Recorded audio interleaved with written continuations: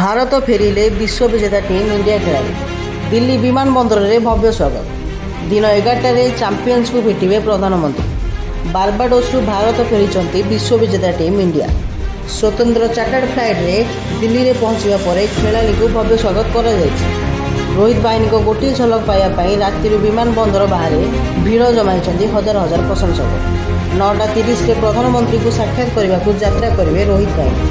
ଦିନ 11ଟାରେ ପ୍ରଧାନମନ୍ତ୍ରୀଙ୍କ ସହ ସାକ୍ଷାତ କଲା ପରେ ଖେଳାଳିମାନେ ମୁମ୍ବାଇ ଅଭିମୁଖେ ଉଡ଼ାଣ କରିବେ। ମୁମ୍ବାଇରେ ପହଞ୍ଚିବା ପରେ ସମସ୍ତ ଖେଳାଳି ଖୋଲା ବସ୍ରେ ୱାଙ୍ଗଖେଡ଼େ ଷ୍ଟାଡିୟମରେ ପହଞ୍ଚିବେ।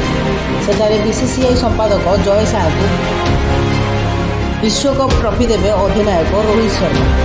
ବାତ୍ୟାରେ ଫସିଥିବା ଟିମ୍ ଇଣ୍ଡିଆର ଖେଳାଳିଙ୍କ ପାଇଁ ବାରବାଡୋସରୁ ସ୍ୱତନ୍ତ୍ର ବିମାନ ପଠାଇଥିଲା ବିସିସିଆଇ।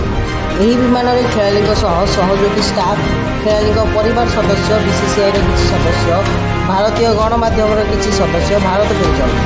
ଚଳିତ ଟି-20 ବିଶ୍ୱକପ୍ରେ ଦକ୍ଷିଣ ଆଫ୍ରିକାକୁ ମାତ୍ ଦେଇ ଚାମ୍ପିୟନ୍ ହୋଇଛି ଟିମ୍ ଇଣ୍ଡିଆ।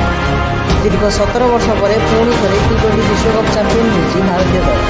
ଏହା ପୂର୍ବରୁ 2007ରେ ଧୋନିର ନେତୃତ୍ୱରେ ଟି-20 ଚାମ୍ପିୟନ୍ ହୋଇଥିଲା ଟିମ୍ ଇଣ୍ଡିଆ।